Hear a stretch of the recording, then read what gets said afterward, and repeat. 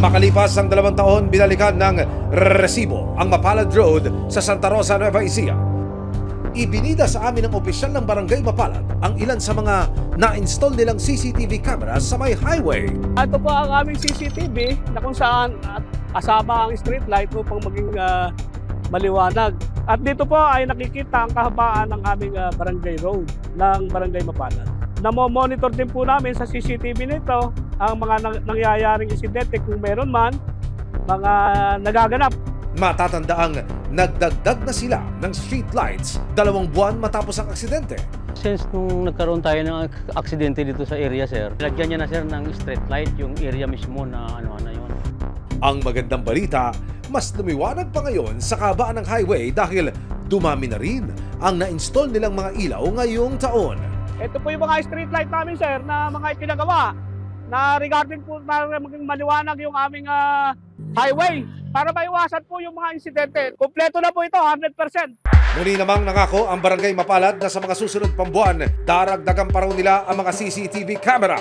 This April or May, magkakaroon na ito ng CCTV, sir. Kaya may pundo naman na para dito sa CCTV.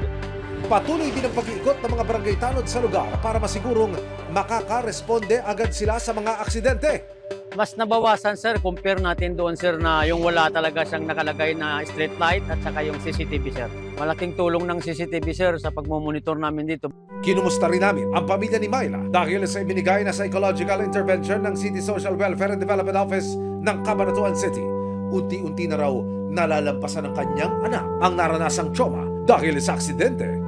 Matagal daw na naparalisa ang asawa ni Myla na si Michael dahil sa tinamong brain injury. Pero sariwa pa rin daw sa alaala ni Myla ang unang beses na nahawakan ulit ni Michael ang kanyang kamay. Wala kasi siyang tugon sa mga kausap ko sa kanya eh. Meron lang isang din pagkakataon na naalala niya ako.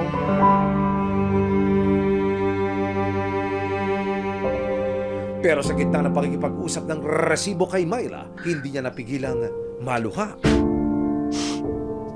Nang kamustahin kasi namin ang kanyang asawa, ibinalita niyang pumanaw na raw si Michael noong nakaraang taon. Nung nilapag ko siya ng ganun, nung sa kama, parang nag-last breath siya. Huminga siya ng malalim, tapos parang nawala na siya. Talagang araw-araw survival. Ilalabanan yung lungkot.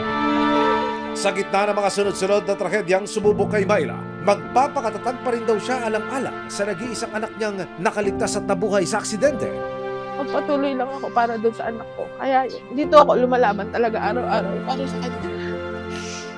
Kala ng mga tao, okay na ako, pero talagang lahat ng to, nagkakagat na nadadabanan ko lang dahil sa anak. March 26, 2026, kasama ang resibo.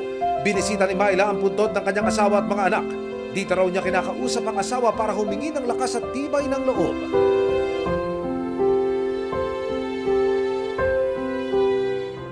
Hindi namin kayo kakalimutan. Parati lang kayo sa puso namin. Basta pangako babalik kami dito.